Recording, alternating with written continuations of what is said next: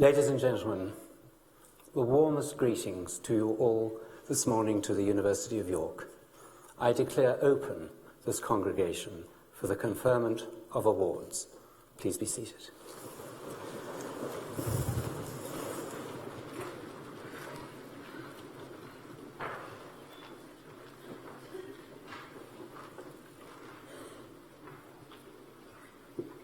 Chancellor, I have the honour of presenting Lord Victor Adebowale as our honorary graduand. As Chief Executive of Turning Point, a health and social care organisation providing services for people with complex needs, including those affected by substance misuse, mental ill health and those with a learning disability, Lord Adebowale is a leading campaigner for social justice and equality. In public health, a central principle is the inverse care law, which describes how those who most need services are least likely to get them. Lord Adebowale has dedicated his life to reversing the inverse care law, working passionately to reform public services to better serve the poor and the socially excluded. He has described his passion as giving a voice to those who need it most. Founded in 1964, Turning Point is today, under Lord Adebowale's leadership, a social enterprise, providing specialist and integrated services to support people to find new directions in their lives. In 2014-15, Turning Point served more than 60,000 people, with more than 40,000 new referrals. 172 people each week moved on from needing services because they had successfully completed their care or treatment. Turning Point works in urban and rural communities across England, supporting people as young as 11 and as old as 98.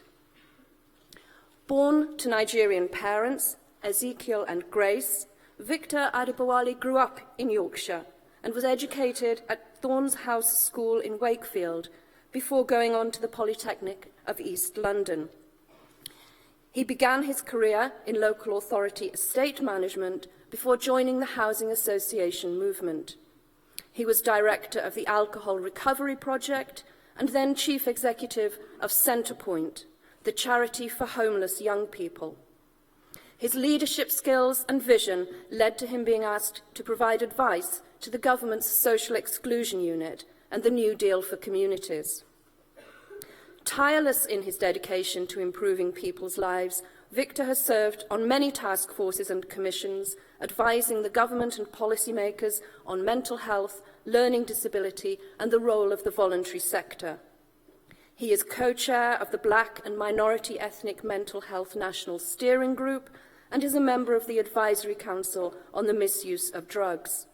He is a patron of the Rich Mix Centre celebrating cultural diversity, a patron of Tomorrow's Project and of the National College for School Leadership. He is a member of the National Employment Panel, the New Economics Foundation Board and the Institute for Fiscal Studies Council. He is also on the Policy Advisory Board of the Social Market Foundation and on the board of the National School of Government. Very dear to my own heart and research interests, he recently chaired the independent London Fairness Commission, latest of a series of commissions striving to reduce social and economic inequality in local areas. In 2000, Victor was awarded the CBE for services to the New Deal, the unemployed and homeless young people, and in 2001 was appointed a cross-bench member of the House of Lords. Lord Adebowale has been quoted as saying, "The bottom line is important for a lot of organisations, but what really counts is whether you can change lives." Chancellor, in recognition of his invaluable services to social care, housing, mental health and the public services sector, and for his unflagging championship of justice and equality and for changing lives, I have the honour to present to you Lord Victor Adebowale for the degree of Doctor of the University, honoris causa.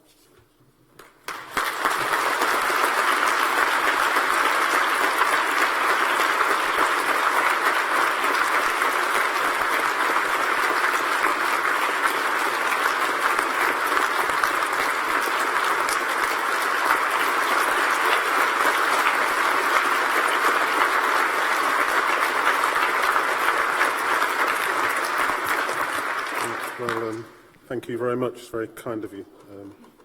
That's a nice thing. I don't know what's in it, but it's very good. Thank you very much. Well, I mean, I don't know what to say really. I suppose I've got to speak for 5 minutes and give you some advice and some inspirational tips. And I was thinking about what I could say to graduates in this day and age. And Groucho Marx comes to mind. I don't know, never give a sucker an even break. Does that work for you? No. Some of the parents are looking at me. It's like, we want value for money. Say something in Latin. I don't know why I'm looking at you, sir. You look really serious, and I'm a bit scared. Yeah, anyway, if he's your dad, you best get your money's worth. That's 40 grand. I asked whether I could mention Lincoln, because I'm Chancellor at Lincoln, and Lincoln's a very new university.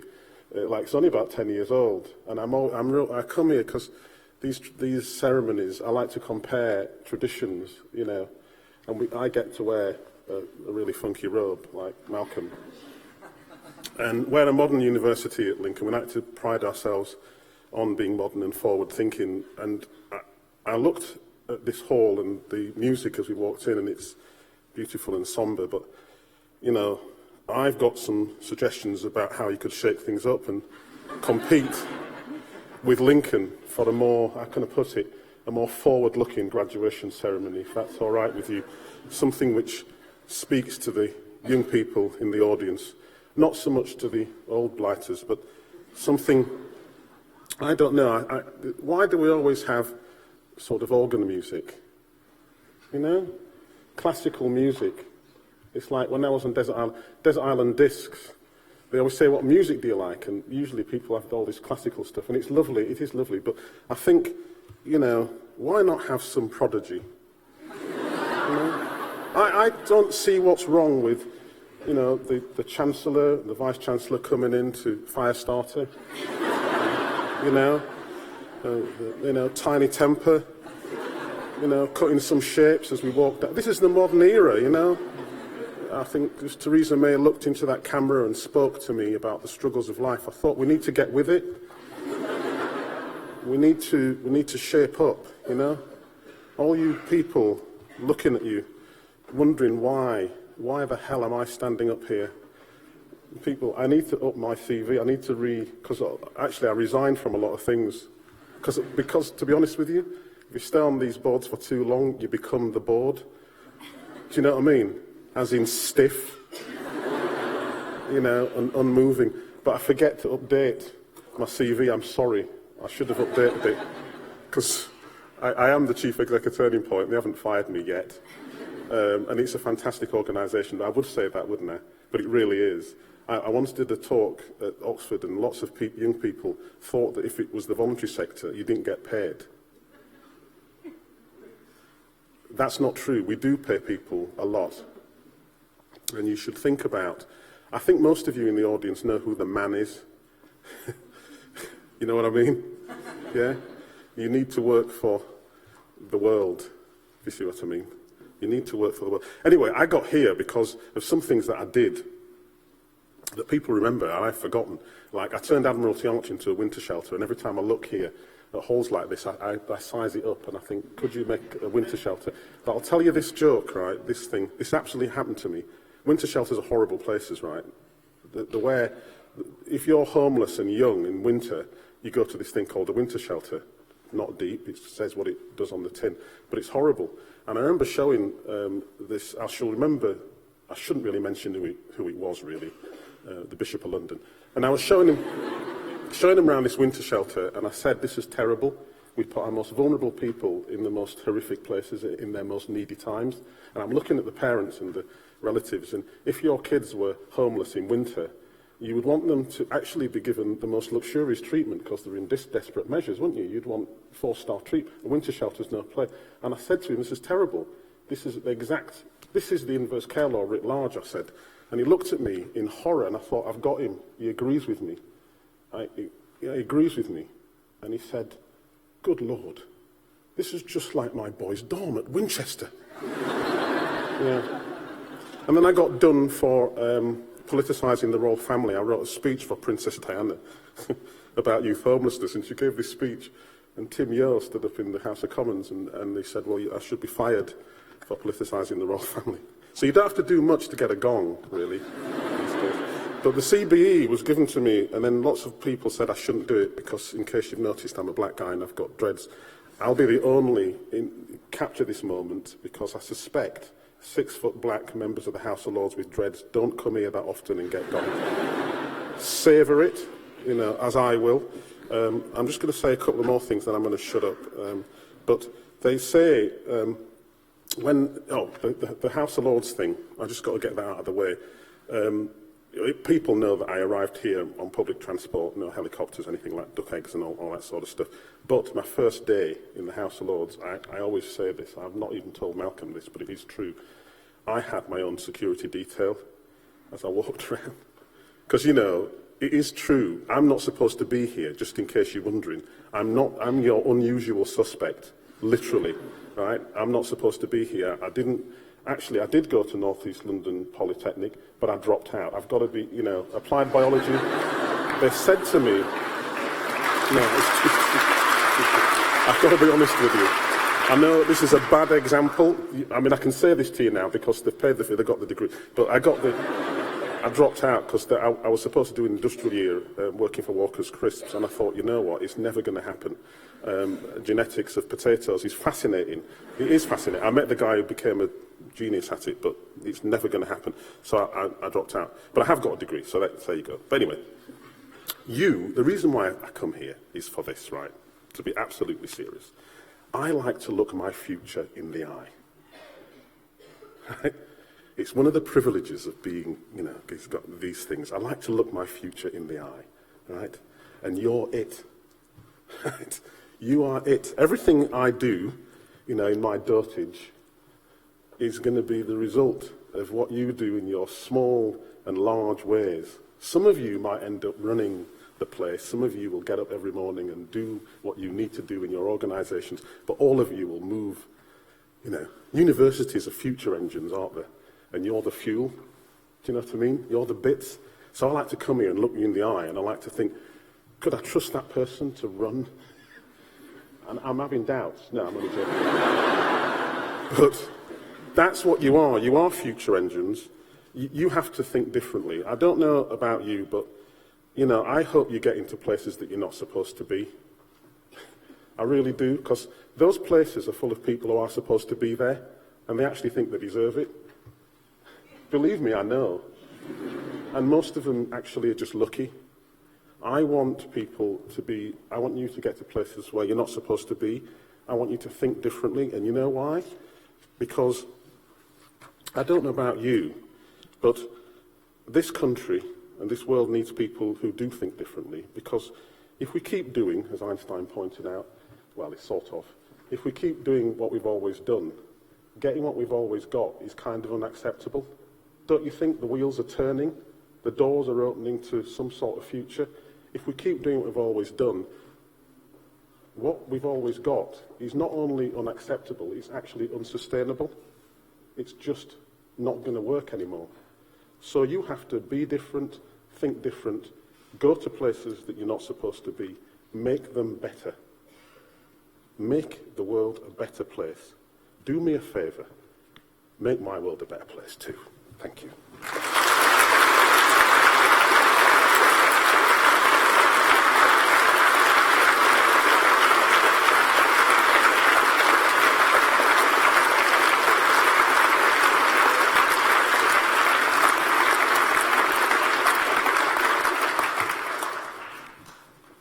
Chancellor, it's a great honour and a great pleasure to present Sir Ian Kennedy at this ceremony on the occasion of the conferment of the honorary degree of Doctor of the University.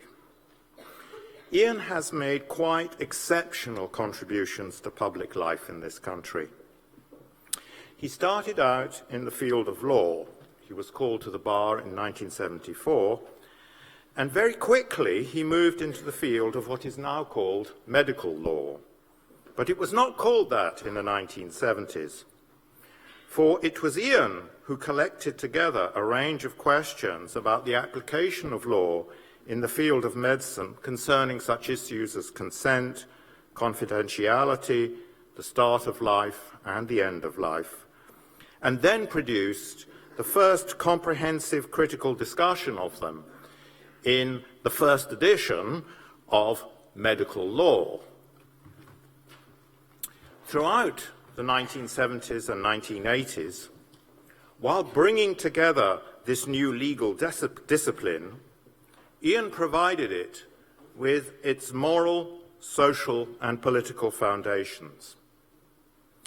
In his 1980 brilliant Wreath lectures called The Unmasking of Medicine, he argued that medicine is a practice which depends fundamentally on ethical judgments concerning illness and health, and that judgments of this kind should not be made exclusively by medical professionals, but must bring in the values of society at large, and in particular, those of ordinary patients.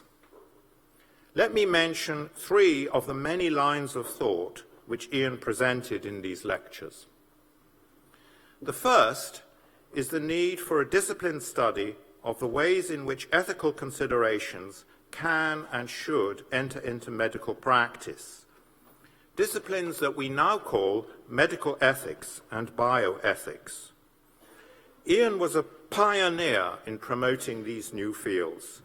At King's College London, he established in 1983 the Centre of Law, Medicine and Ethics, which was the first of its kind in this country. He also helped to establish the Nuffield Council on Bioethics, which is the nearest that we have in this country to a national council of bioethics. A second line of thought connects this emphasis on the central place of questions of value in medicine with medical law itself. Ian recognized early on that the concept which was needed to organize the application of law to medicine was that of individual rights, especially the right to autonomy. And he argued passionately that legal practice needed to be reformed to put this right in central place. In a famous case concerning a Mrs. Sidaway, who complained that she had not been properly informed about the risks inherent in a surgical intervention before consenting to it, the English judges in the House of Lords, well, most of them anyway, held in 1985 that it had been simply up for the surgical team to decide, in the light of their assessments of the patient's best interests, how much information should be provided, and that since they had followed that practice, Mrs. Sidaway's complaint should be dismissed. Ian famously subjected the judgments in this case to devastating critical analysis, and partly through the force of his arguments, that issue now lies largely in the past, not completely, I fear. A third broad line of thought in these lectures concerned inequalities in healthcare and outcomes in the National Health Service. Here the focus was still ethical, but it concerned the political duty to protect equal rights to healthcare and to work towards equal outcomes. Much of Ian's subsequent career has been devoted to promoting these goals. One application of it lay in the field of pediatric medicine, and in 1998, Ian accepted an invitation to lead a public inquiry into pediatric heart surgery at Bristol. The inquiry revealed a very unsatisfactory situation, and Ian made some very substantive recommendations for changes in medical practice and in the NHS. This inquiry led not only to important changes in the NHS, but also to a profound change in Ian's career. He moved from academia, from a chair at University College London, to public life, as a regulator, tasked, among other things, to oversee the implementation of his own report. And in 2002, he started work on establishing a new regulatory body, the Healthcare Commission, to oversee the quality of healthcare provided by the NHS, especially the secondary care provided by hospital trusts. In 2009, the Healthcare Commission was subsumed within the Care Quality Commission, which we still have, and at the same time, Ian, having done what he could to raise standards in the National Health Service, was recruited to take on the task of cleaning up the system for paying expenses and fixing the salary of members of the Houses of Parliament, a thankless task which he still performs as the chair of IPSA, the Independent Parliamentary Standards Authority. I have described some of the exceptional and extraordinary contributions that Ian has made to law and to public life in this country. I could have said much, much more. Chancellor, I am very glad that we have this occasion to honour and to thank him for these contributions, and I present to you Sir Ian Kennedy for the degree of Doctor of the University, honoris causa.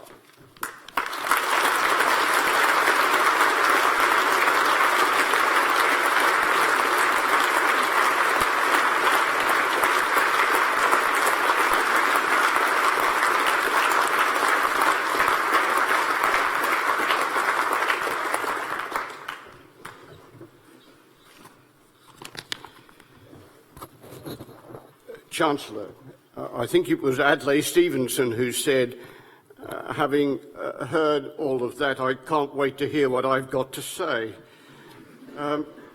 May I first, Chancellor, answer an important question.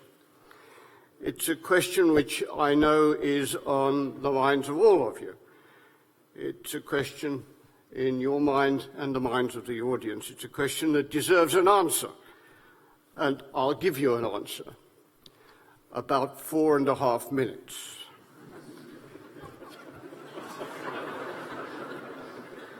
Chancellor, I begin by thanking Professor Baldwin for his generous words and the University of York for the honour you do me in conferring on me an honorary degree.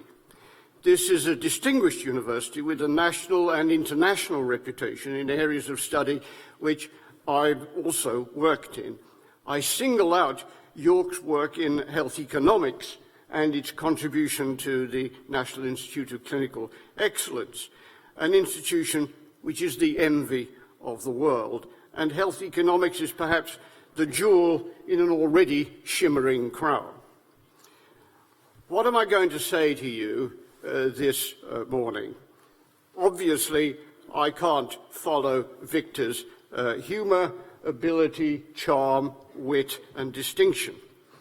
Those are the words that Victor gave me as we were coming in.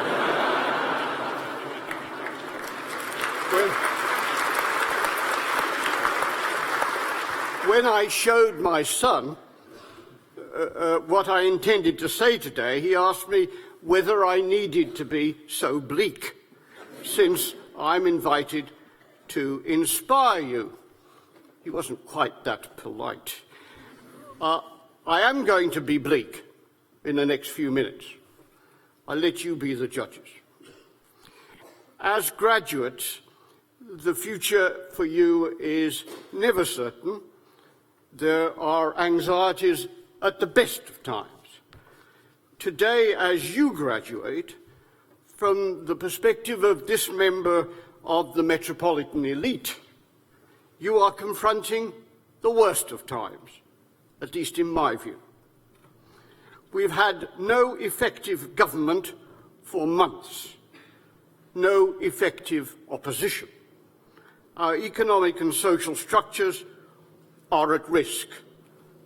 Of the two areas I've given my life to, the NHS is in critical care, and the legal system is, yes, open for business, but only for business, not for people of limited means.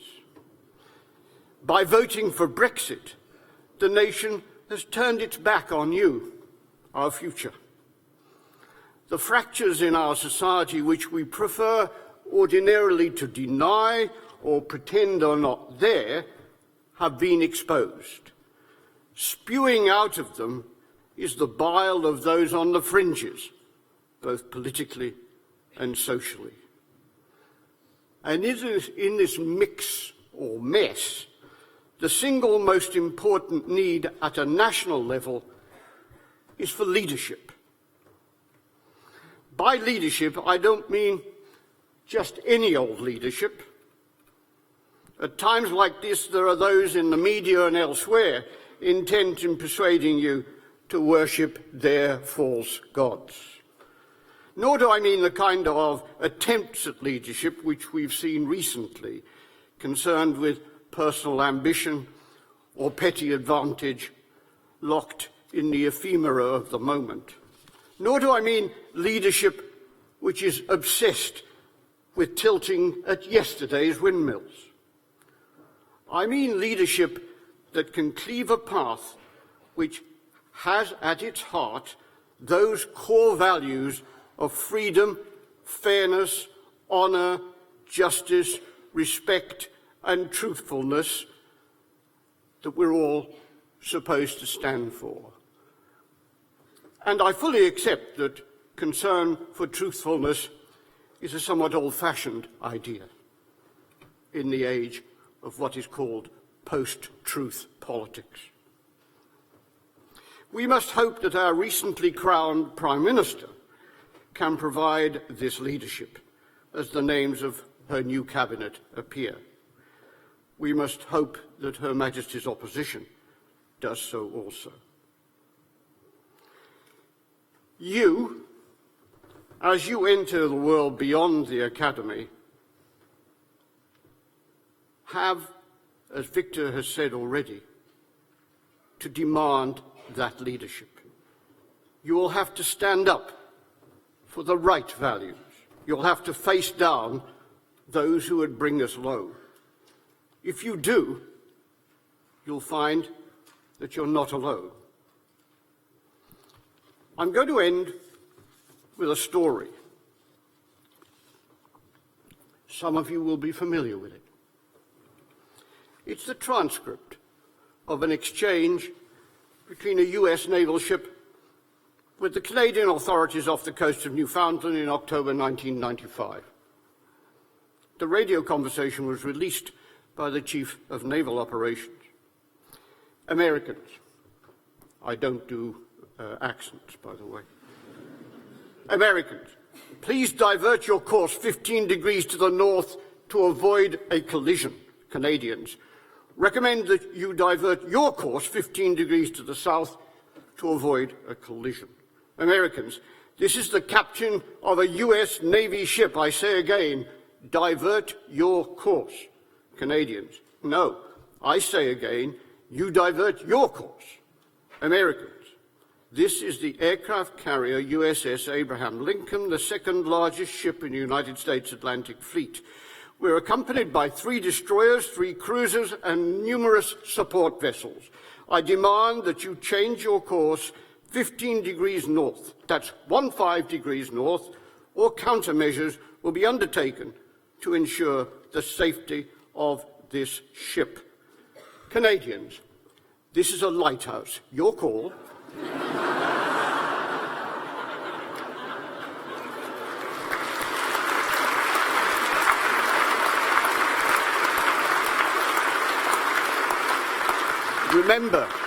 Remember, you are that lighthouse. You can and you must hold your ground.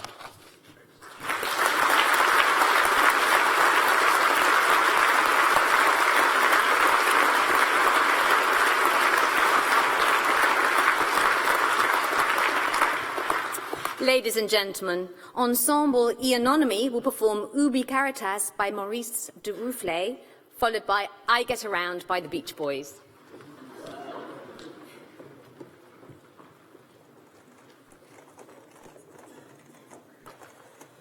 Ubi Caritas et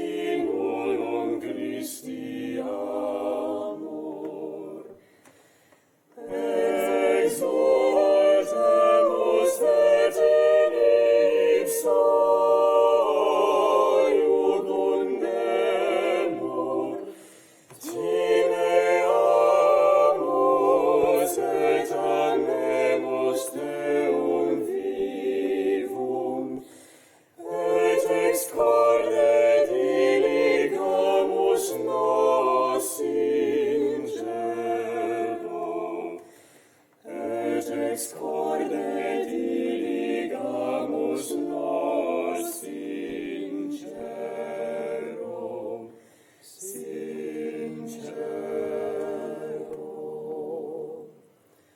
Ubi caritas et amor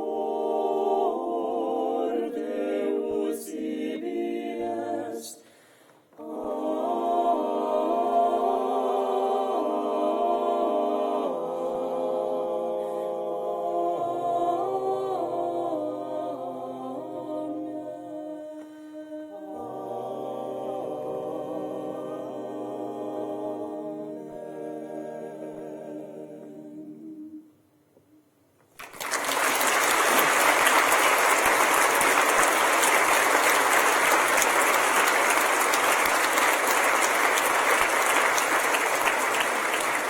Round, round, get around, I get around, get around, round, round, I get around, get around, round, round, I get around, get around, round, round, I get around, get around, round, round, I get around, get around, round, round, I get around. I'm getting bugged traveling up and down the same old strip. I gotta find a new place where the kids are hip.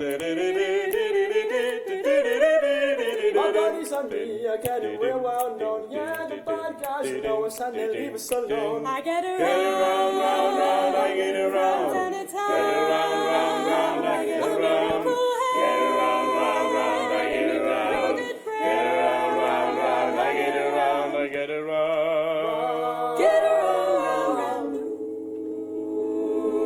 wah, wah, wah, wah, wah, wah. We always take my car cause it's never been beat and we've never missed yet with the girls we meet. None of the girls go steady cause it wouldn't be right to leave the best girl home on a Saturday night. I get around, round, round, I get around, get around, round, round, I get around, get around, round, round, I get around, get around, round, round, I get around, I get around, get around, get around, round, round, get around, I get around, get around, round, round, I get around, get around, round, round, I get around, get around, round, round, I get around, get around, round, round, I get around, get around, round, round, I get around, I get around.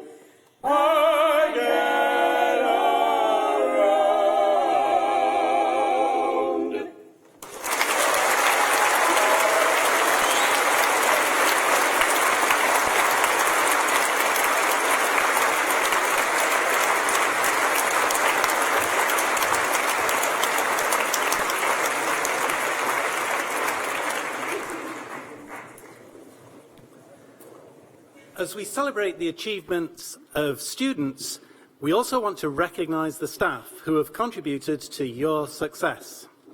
York has an outstanding record of teaching excellence. What students will remember long after graduation are the individual members of staff and postgraduate students who teach, who have supported, challenged and inspired them.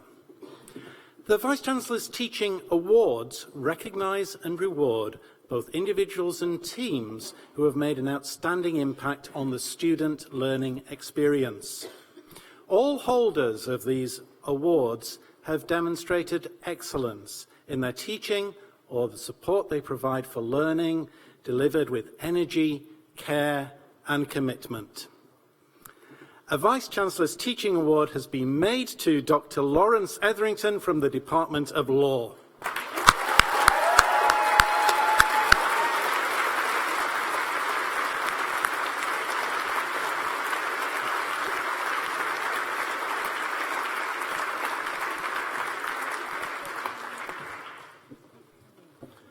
Chancellor, I have the honour to present the following candidates.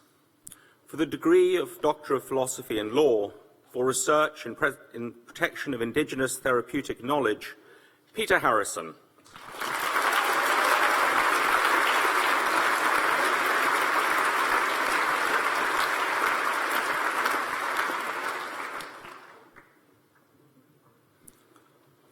For the degree of Master of Laws in International Corporate and Commercial Law, James Croft.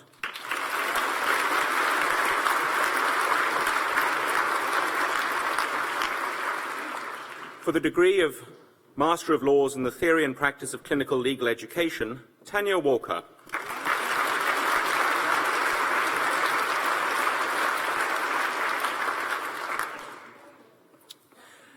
For the degree of Bachelor of Laws, Dahaba Abdullahi.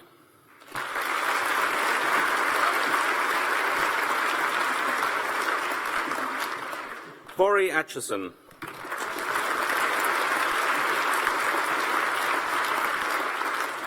Melissa Adams.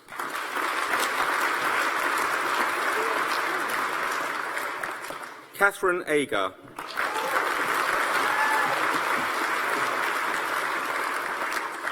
Michelle Allen.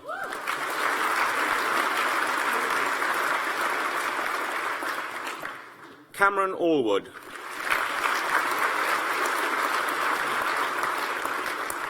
Lewis Armour.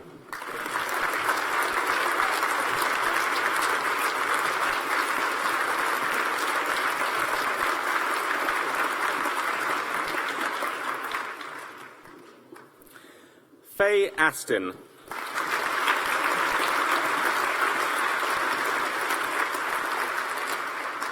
Catherine Aylward.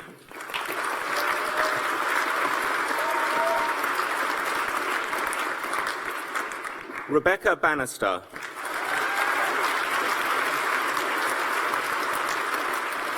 Lucia Barretto.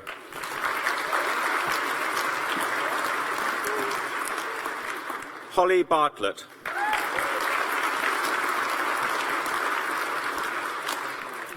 Kaylee Bloomfield.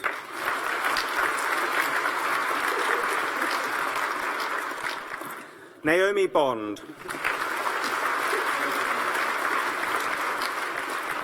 Miranda Bopoto.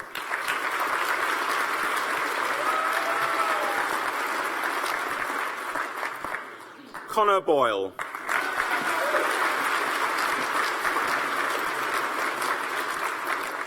Bethany Brindle.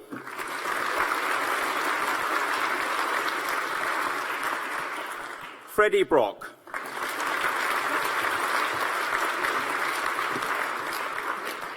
John Brown.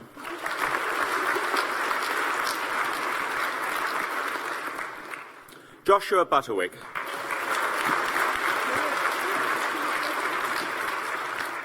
Chloe Rose Cannon.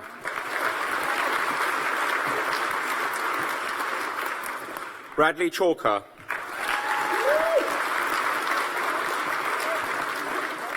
David Chantrell.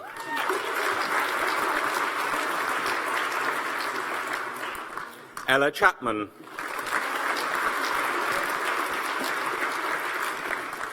Charles Chueshi.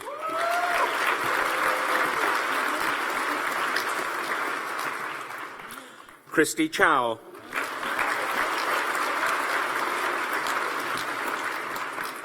David Clark.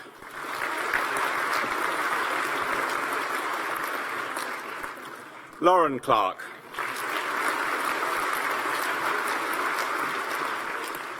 Oliver Clayson.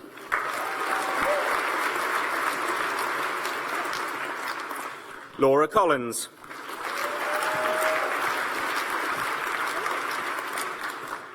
John Raphael Combs.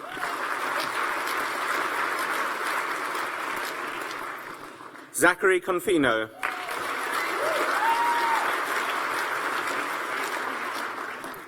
Rosie Cook.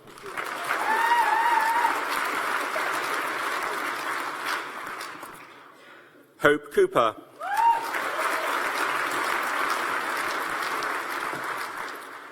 Ben Cox.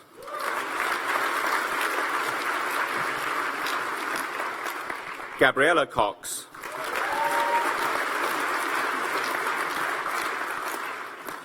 Jessica Davis.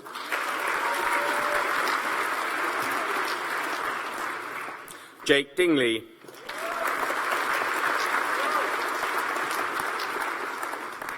Toby Dixon.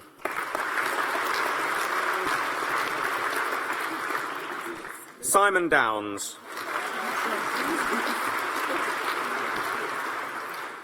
Dominic Elert.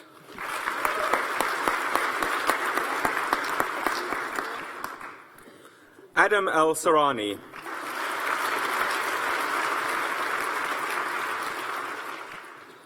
Lucy Elsom.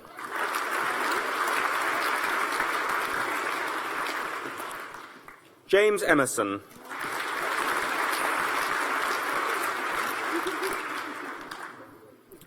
Andrew Farquharson.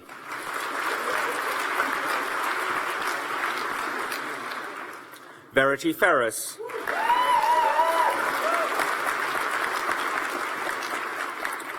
Daniel Fisher.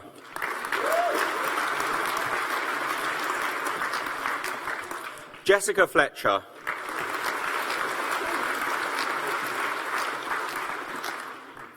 Andrew Frost.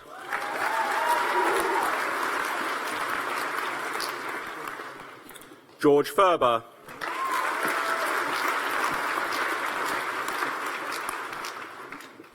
Mari Gerard.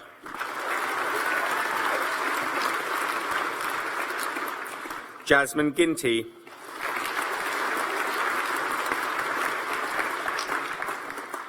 Abby Grimwood.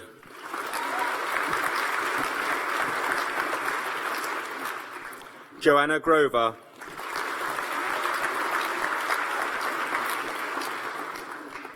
Lydia Harris.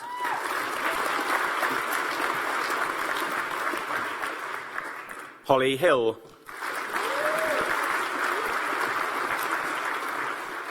Megan Hill.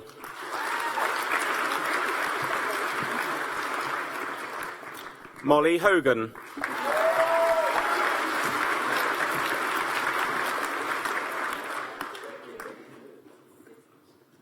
George Howell.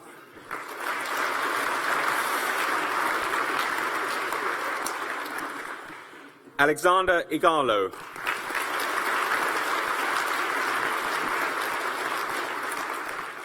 Harrison Illingworth.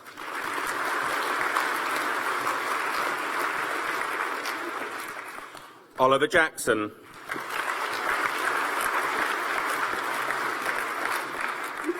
Benjamin Jones.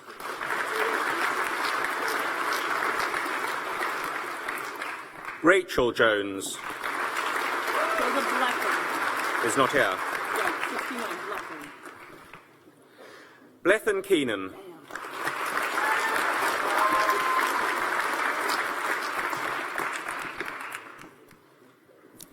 Jade Kettle.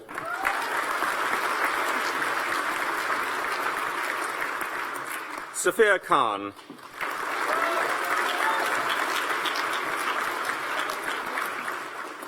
Arabella Cara.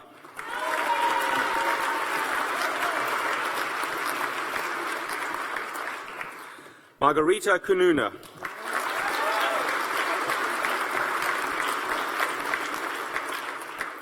Arnold Crutelins.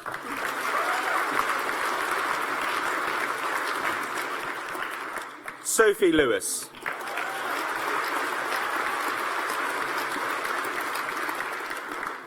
Katie Liggins.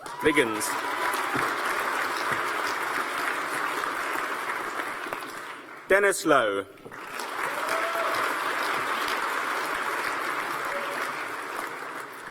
Amy Lockery.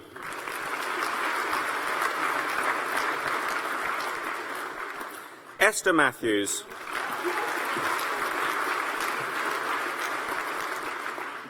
James Meadows.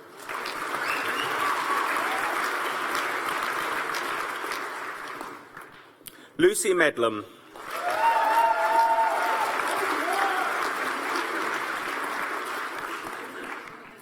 Karina Mehta.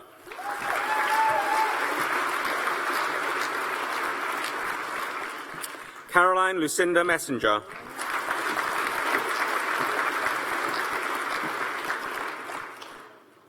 Sharon Miripiri.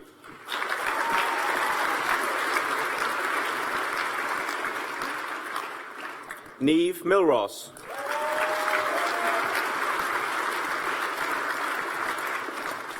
Paraskevi Mutsipai.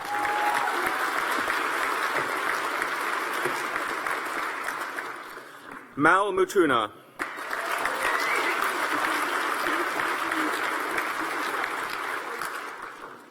Nicole Nixon.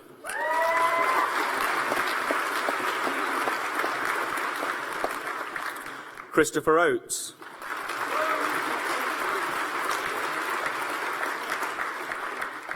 Haya Obeid.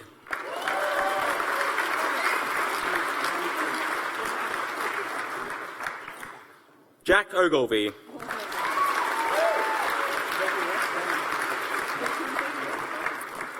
Mohammed Omar.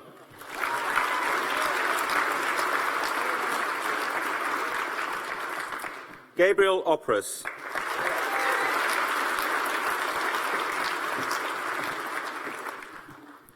Amy Palmer.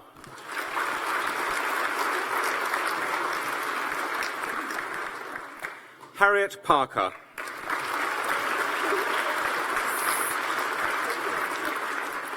Georgia Patterson.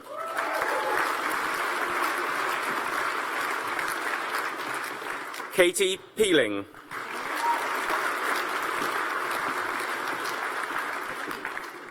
Anna Phillips.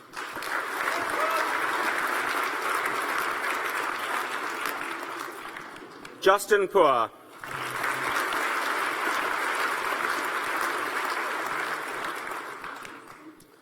James Pitts.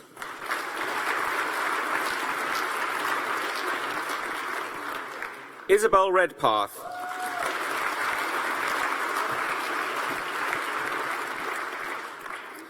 Alice Reeson.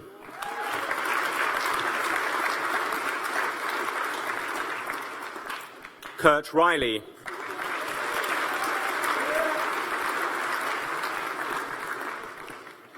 Christine Saunders.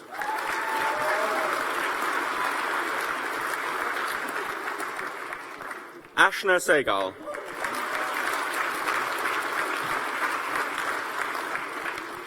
Lara Shannon.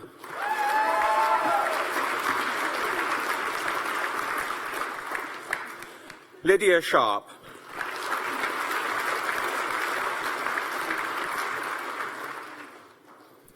Grace Simpson.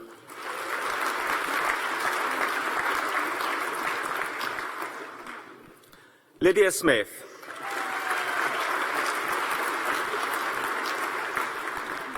Benjamin Southers.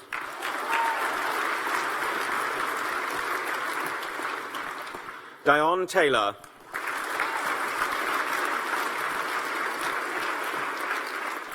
Denai Theodoraki.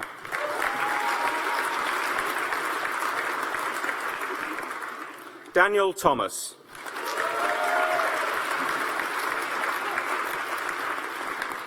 Rebecca Thomas.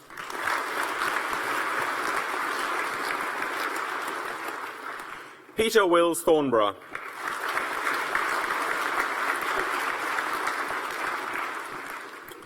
Lauren Tilson.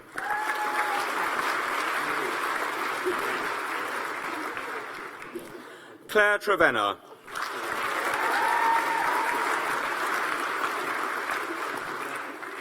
Madeline Truscott.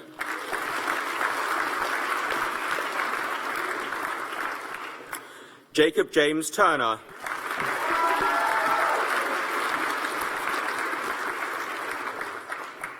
Samir Visram.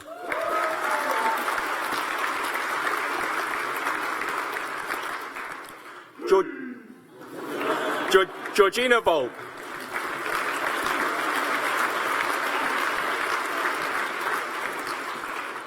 Mukami Wainaina.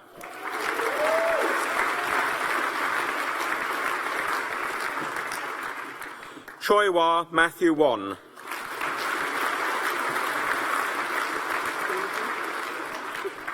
Robert West.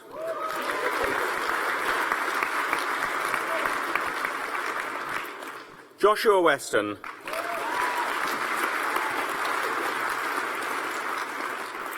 Ryan Westwell.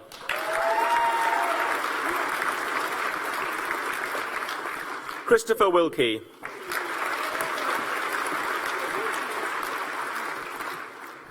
Rachel Wilkins.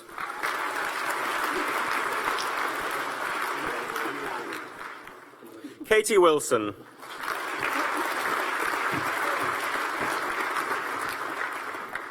Maximilian Woodbridge.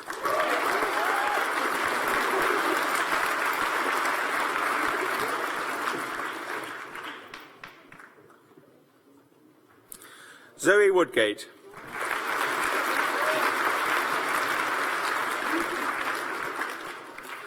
Kirsty Wright.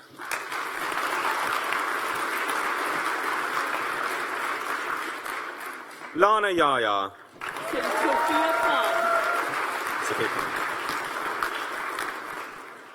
Sophia Khan.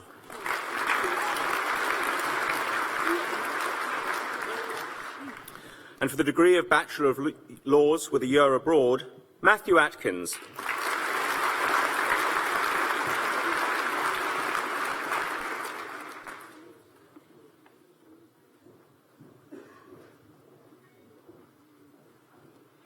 And Jack Hall.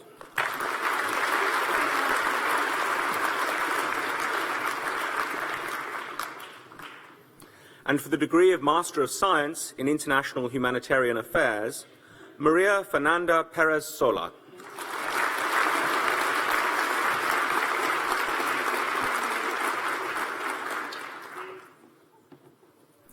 Atta Ur Rahman.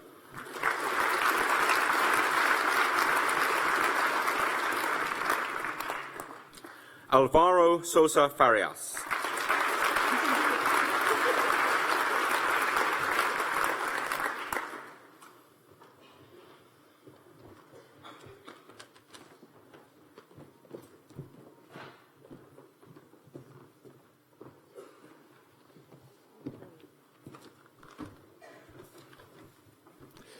Chancellor, I have the honour to present the following candidates for the degree of Doctor of Philosophy in Sociology.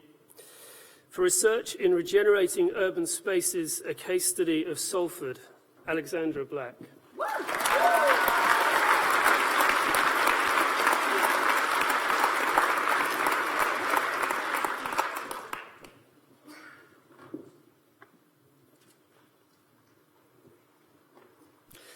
For research in social interaction and paranormal experiences, Rachel Ironside.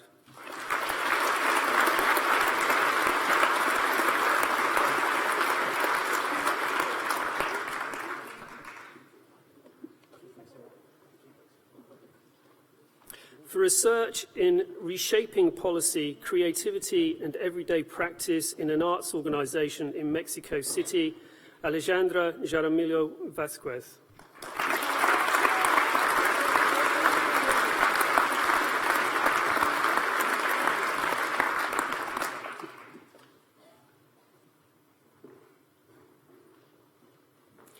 For research in neutralizing deviance, the culture of finance, Alexander Simpson.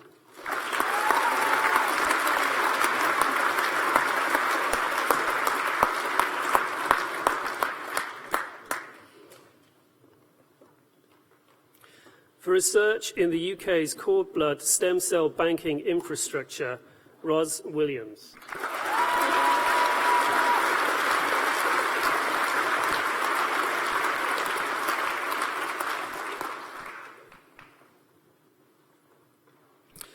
For the degree of Bachelor of Arts in Criminology, Mark Chambers.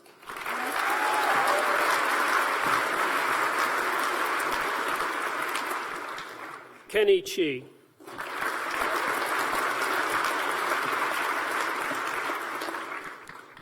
Alexander Clough.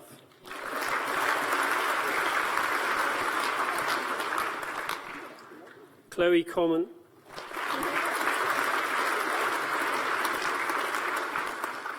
Timothy Douglas.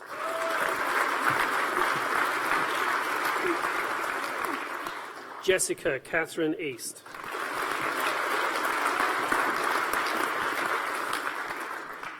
Samantha Filkins.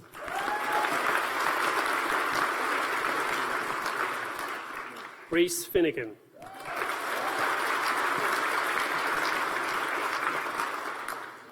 Gemma Fisk.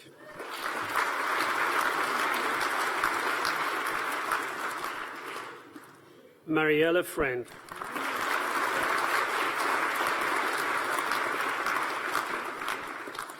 Tara Habib,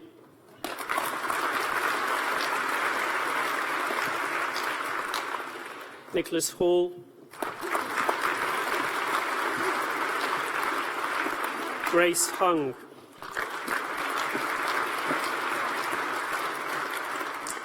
Caitlin Hunter,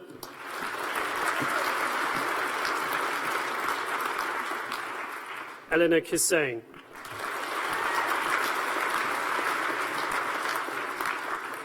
Robert Lamont,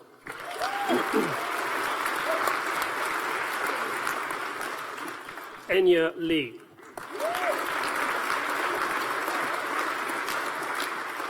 Declan Lord,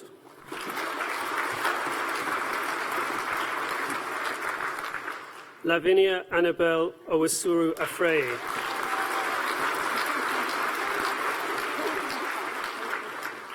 Grace Phillips,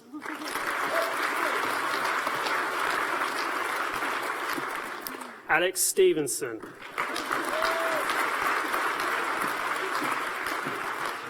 Aneli Suarez,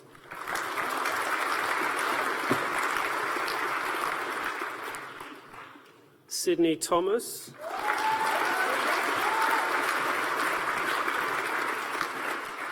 Mandy Webb,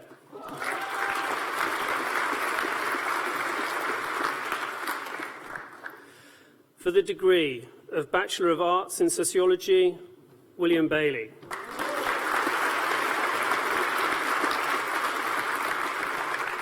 Abigail Bowling,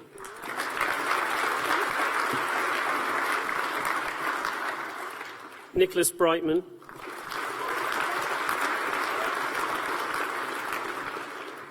Felicity Butcher,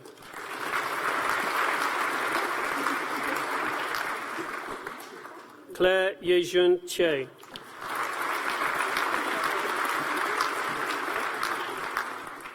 Lloyd Chambers,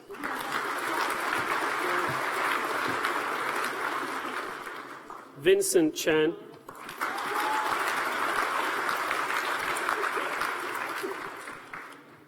Robin Cleary,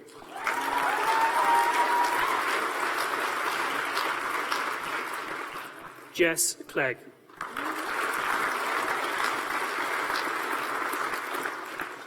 Tessa Cowan,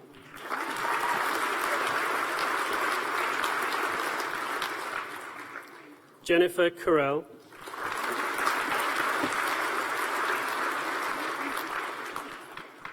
Emily Donovan,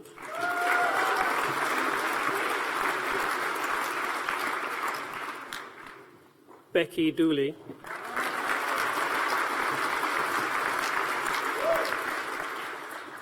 Alistair Dyson,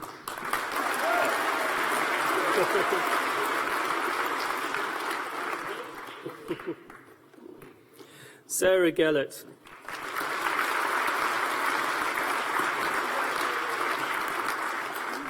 Julia Guy,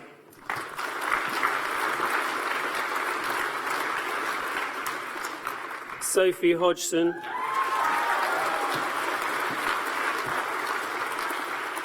Amy Holmes,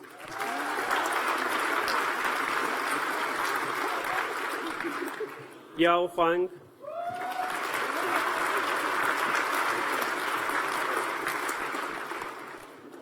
Holly Jones,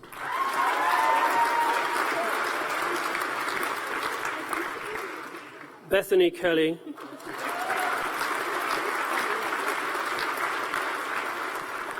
David Kirkbright,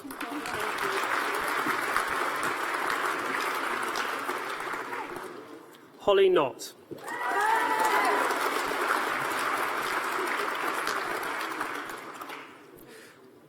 Christopher Leake,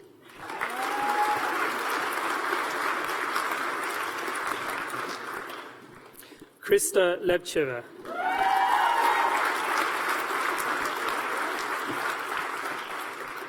Jin Lee,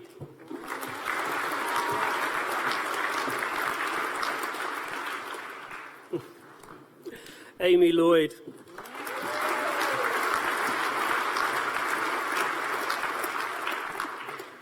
Ellie Lomas,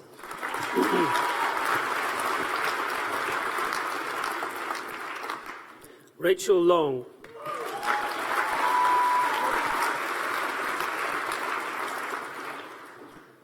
Claire Mather.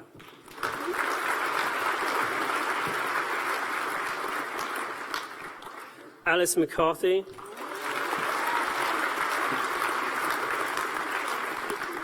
Hazel McMillan.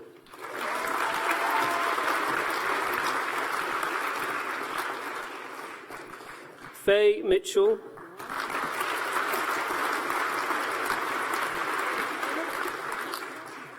Annabelle Morgan.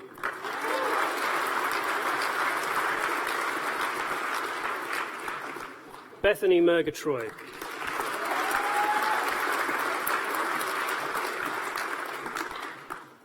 Laura Parks.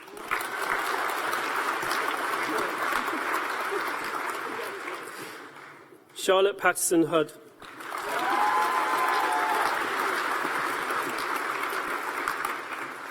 Sarah Perks.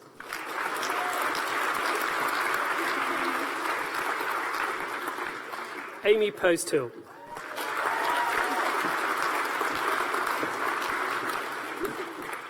Serena Reedy.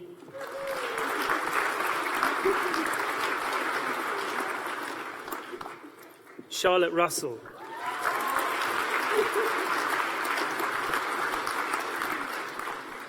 Jezelyn Sangira.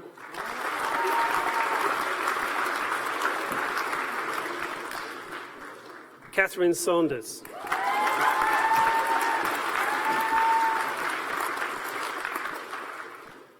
Lucia Sims.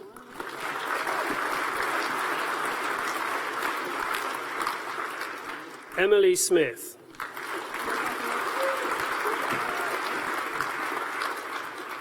Les Thompson.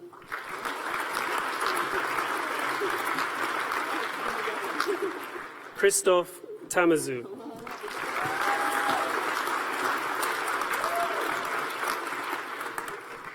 Melissa Whitaker.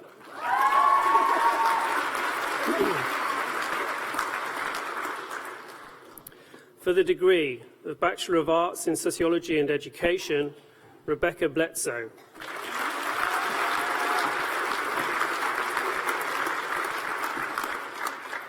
Sarah Beth Cartwright.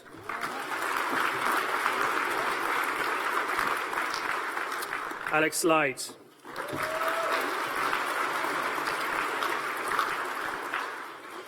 For the degree of Bachelor of Arts in Sociology with Criminology, Alessandro Amelians.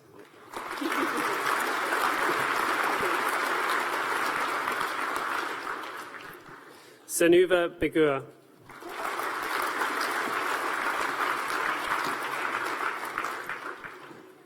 Kafu Cheng.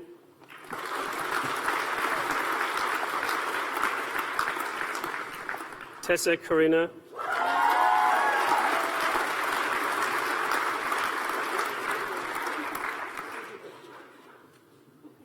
Alexander Comer.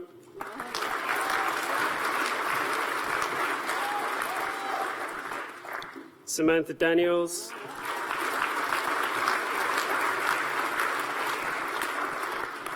Joanna Dennis.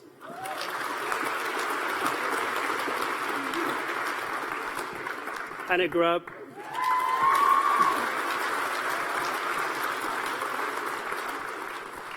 Natasha Hebblethwaite Sharp.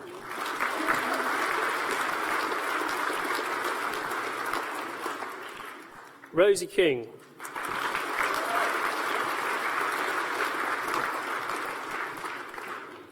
Natalie Legg.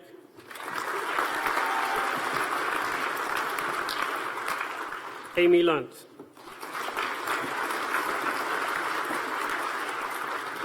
Kira Marsh.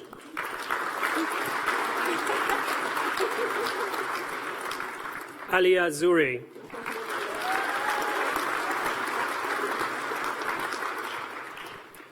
Chidabum Ekokuchu.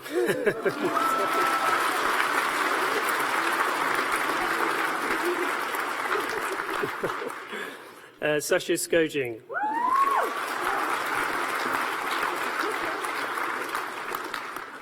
Perry Scott.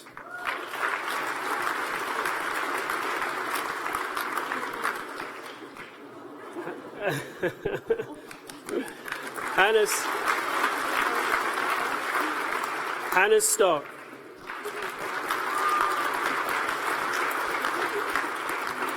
Larry Walters.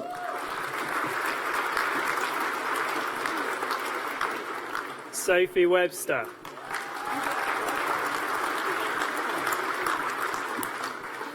Waverley Wong.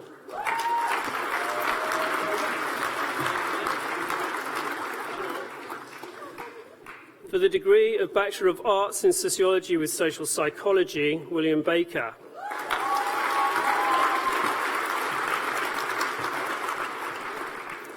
Chenyu Bao.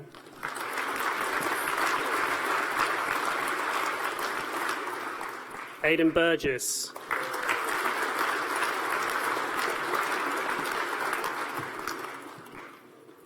Helen Collins.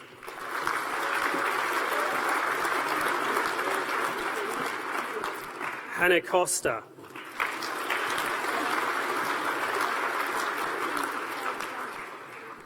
Catherine Elliott.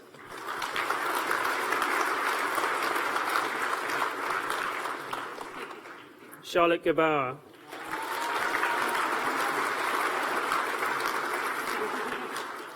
Shannon Good.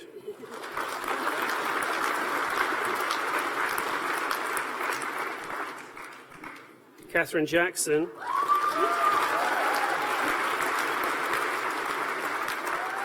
Abigail Johnson.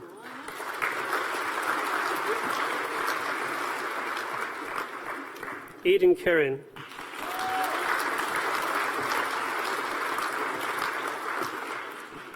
Chuk Si Lai.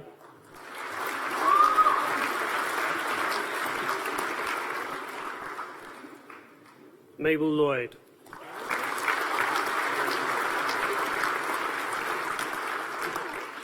Georgia Lustrick.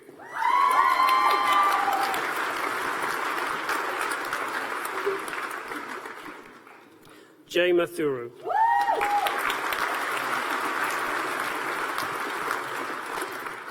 Charlotte McNillis.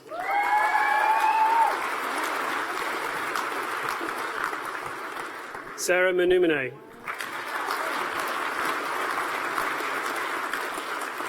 Pin Un.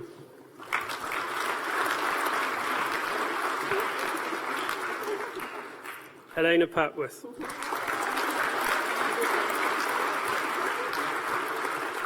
Rebecca Percy.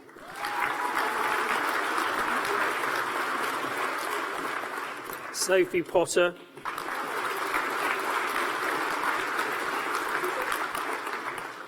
Bryony Ramsden.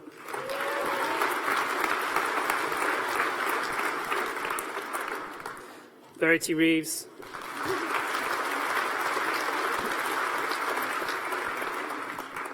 Sishi.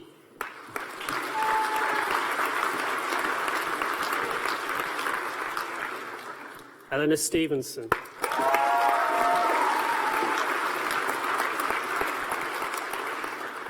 Stephanie Wake Edwards.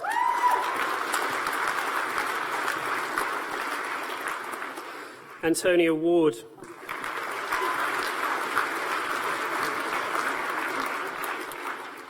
Samantha Woodcock.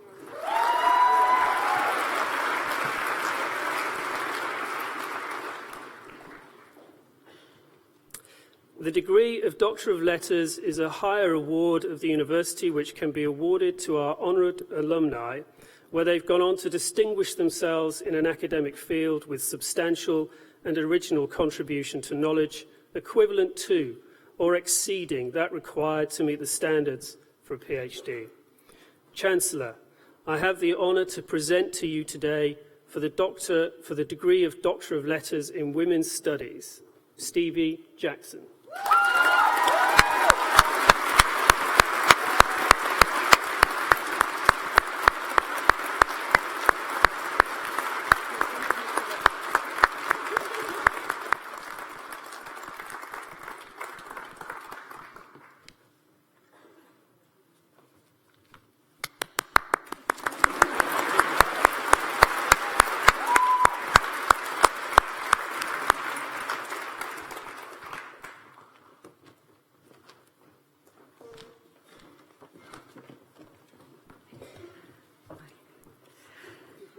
Chancellor, I have the honour to present the following candidates for the degree of Doctor of Philosophy in Women's Studies.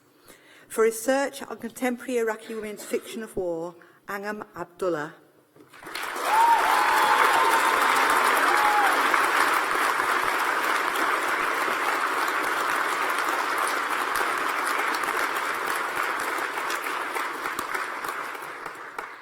For research on Arab feminism and the negotiation of gender in the contemporary Jordanian novel, Amani al-Sahan.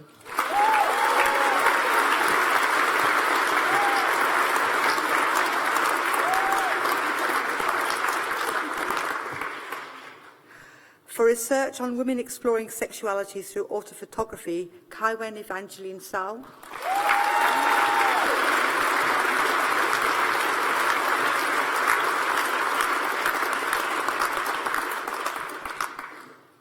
And for the degree of Bachelor of Arts in Philosophy and Sociology, Alexander Knapp.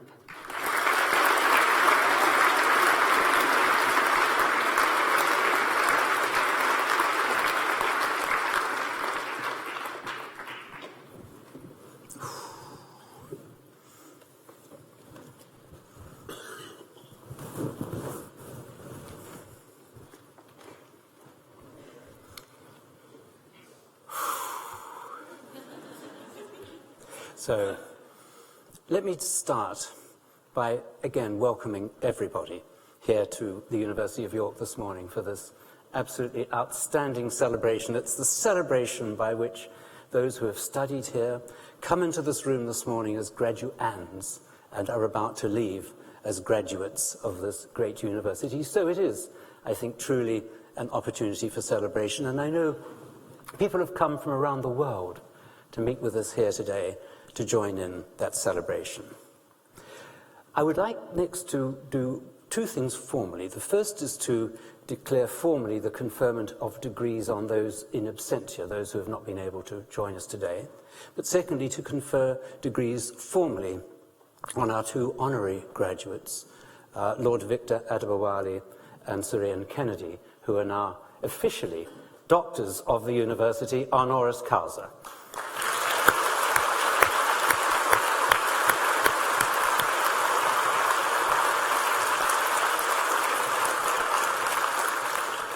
They will not be surprised to know that I have a few more things to say about them in due course, but before I do, I have to start with a confession. I am a new Chancellor. I am a novice Chancellor. I'm a rookie. I'm a Water Wings Chancellor. I'm a day release apprentice Chancellor. I've only been in the role for a few months, and I had the great pleasure of succeeding Greg Dyke, former Director General of the BBC, former Chairman of the Football Association, and he started here. York it was that gave him the opportunity after he flunked his A-levels, of which he's immensely proud, but he's even more proud of having been a graduate of York, and he gave 11 years of outstanding service as the Chancellor. So it's an enormous honour for me to follow him. I always worry about occasions like this and how I should go about preparing a speech, so I thought what I should do is consult some of the law students and see how they went about preparing for a major essay which they had to submit. And I listened very carefully, took advice, so I left it until very late last night. I ordered in a couple of pizzas, a few bottles of beer, we had friends around, we watched a movie, we did a bit of social media. 3 a.m. I woke up in a blind panic, black coffee, until the sun rose this morning and the polished article is now before you. So I'm immensely grateful for that guidance. Thank you so much.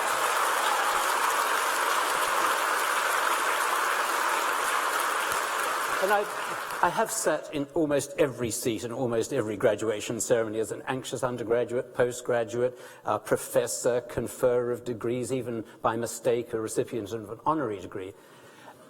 I cannot remember a single word that the Chancellor said on any of those occasions. The function of the Chancellor is to act as a general sedative for the occasion. And I'm reminded of those famous words of Ronald Reagan when he said, if anything's going wrong in the world, he said, do not hesitate to wake me up wherever I am, even in the middle of a cabinet meeting. So I was immensely impressed by many things today, by the sheer quality of the graduates who came across the stage, by the additional skills demonstrated by those who, by courtesy of the thrills of modern engineering, wore heels that were beyond the conception of safe passage. And I'm particularly grateful to those who came by and said, I remember a couple of very elegant, tall women who said, "Just love your hat." As, by the way, so do I. But I was reminded of the graduate one day who had managed to come into the hall and smuggle in with him an inflatable elephant suit.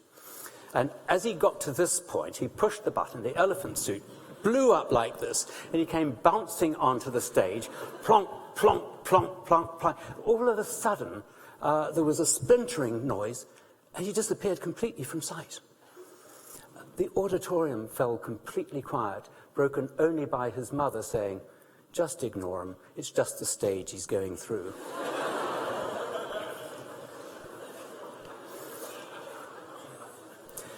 An honorary degree is the highest award a university can confer. And I think you'll agree that the two recipients this morning are truly outstanding representatives of that category.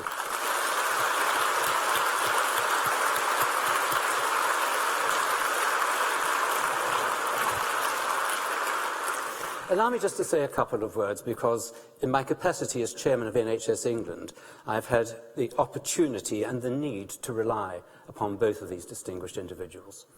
Lord Victor Adebowale, ignoring his earlier advice to you, by the way, has been a member of my board for 4 years, and he's not the board, and we're not bored with him being on the board, because behind that affable and generous and humorous presentation you saw this morning is the most steely intelligence that I've ever known. I only have one rule for non-executives on boards that I chair, which is that they must display unswerving loyalty and obedience to the chairman. This is a rule that Victor has struggled with. And I think you can see why, but I think you can also see that passion for the inverse care law, for ensuring that all the things that we do are focused not just on the worried well and those who have easy access to medical services and know how to get there and to up their game in the competitive mode of access, but also those to whom hope is often denied, to those who are turned away, to those who suffer from conditions that conventional medicine seems sometimes impotent to remedy. And Victor has been an outstanding advocate of those people. So I'm delighted, Victor, that today we've been able to add to your growing stock of honorary degrees, which you keep in a separate room now in your house. But above all, this one, because of what you said earlier, and Ian echoed about the record of the University of York, I hope will be a very special one to you. Ian Kennedy, I could only describe by one word, which is courage. Here is a man who reviewed the performance of surgeons and other teams in Bristol Royal Infirmary around about the year 2000, and found some serious mistakes that had led to the unnecessary deaths of babies in their care. It was a rigorous, difficult, a heart-wrenching inquiry to undertake, and a passionate report that was published. I have to apologize to the nation that it's taken us almost 15 years to be able to bring about the fundamental reforms that we need for children's heart surgery in this country. The quality has gone up, the mortality has gone down, and yet we are still struggling to bring about a combined network across the entire country that adds up to outstanding global care for children born with congenital heart conditions. That we've managed to get so far is down entirely to Ian Kennedy's early work. We're immensely grateful to you, Ian. Thank you so much for that.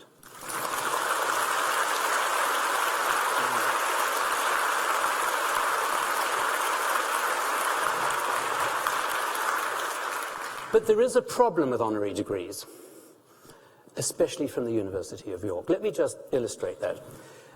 Back in January, we awarded 2 honorary degrees that stick in my memory. The first to the celebrated author Armando Iannucci, the man who invented The Thick of It, which is a satire of politics, a parody of politics. And when we came to see him in January, we tried to explain to him that politicians were not venal, backbiting, backstabbing, unpleasant, miserable people as he portrayed them. In fact, there were some very decent people amongst the political classes. And Well, I apologise that our current politicians have taken that not only as a documentary but as a screenplay for their current behaviour. So Amanda, what a fabulous award of an honorary degree in anticipation of what might happen. But the second recipient was somebody called Roy Hodgson. Now, Roy was the manager of the England football team, and I recall over lunch we gave him magnificent advice. We talked about squad selection, we talked about positioning of players, we talked about where the opposition would be, and actually he went away with an amazing repertoire of advice from York. Sadly, he took it all into account. And he, I think, is no longer, is he, the manager of the English football team?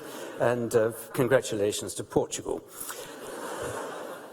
So, but even from January, we face such a different world today, a world which has been so eloquently described by both Ian and Victor that I do not need to rehearse it further. But what I need to ask is, what does Brexit look like? I'm reminded of the story that used to be told by the sadly late Victoria Wood, the great comedian. And she said, well, a few years ago, she said, I went to this party, and at the beginning we all had to throw our keys in the middle of the room. And she said, I don't know who got my moped, but I've enjoyed the BMW for the last 5 years. And I see Brexit as a bit like that party. And I think many people imagine that we've ended up with the moped rather than with the BMW. But as Victor said, it's you. This is our future. It's those who are graduating today who can pick up the shards of a fractured nation described so eloquently by Ian Kennedy and can help us to drive through global competitiveness, who can help our universities to remain global leaders and not to retreat into some victimhood, some backwater, but to be able also to present the very values for which we invest in higher education, those values of truth and of honesty and of speaking out with courage that are so well reflected by the honorary graduates that we are honoured to have on our stage today. For me, it's not just the complexity of the current political situation, however that may settle down. It's also a more fundamental complexity, both of international relations and also of the future role of technologies that will start to do even more in the future of things which today we regard as intellectually challenging. I'm told, for example, that artificial intelligence can now do auditing in real time and will quickly push large firms of auditors out of the way. Artificial intelligence versus human intelligence will not only infect those areas of activity, but also potentially law, potentially the resolution of disputes. We already have Google running algorithms to resolve disputes between customers and suppliers. When that reaches the Supreme Court, then our other honorary graduate from January, Lord Neuberger, will also be out of a job. So we pray that it may yet be some time.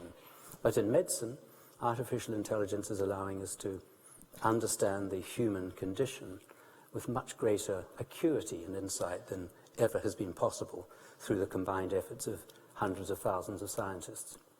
And we can see from this a very new world arising in which all of those who are graduating today will be major participants.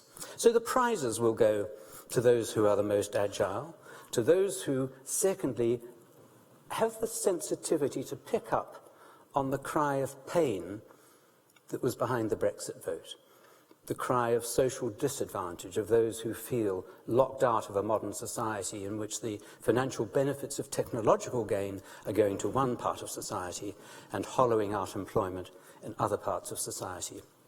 And I think that the really critical message for us today is to realize that those who graduate today graduate with opportunity, but not with entitlement. Remember the man who went into a job as a management trainee, turned up in the morning and met the manager, who said, I'm absolutely delighted you're here. Now, first task, please take this broom and sweep out the shop floor. And the graduate said, look, I'm terribly sorry. He said, I'm a graduate. I'm here for the management training. The manager said, oh, I am so sorry. Here, give me back the broom and I'll show you how it works.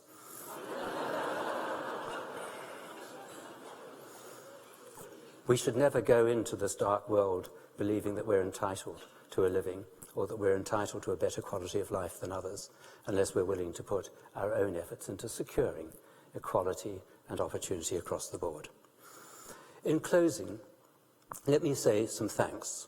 I'd like to say thanks to all of those who have come, sometimes from great distances, to join us today.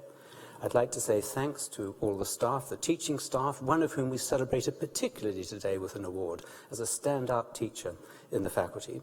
I'd like to say thanks to Inomine, who sang so beautifully from De Ruffler and also from the Beach Boys, not quite up to Victor Adebowale's contemporary view of the musical setting of graduation ceremonies, but Victor, we've moved on a couple of decades. And then, above all, I would like you all please to join with me again in congratulating our graduates today. Please, will you extend with me our warmest congratulations to every one of them.